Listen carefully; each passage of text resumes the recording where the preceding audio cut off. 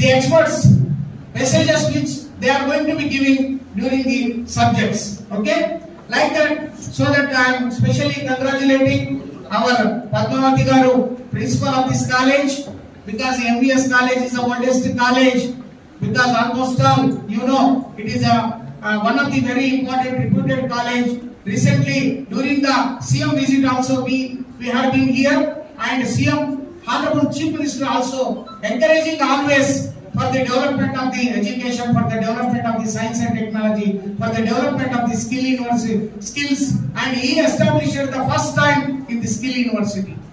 And recently he interacted with some of our MBA students at Jadcherla, where because Triple IT inauguration is being happening, and he interacted with some of our students. I think at that time Samasivarao was there, and because we have the very important program, that is the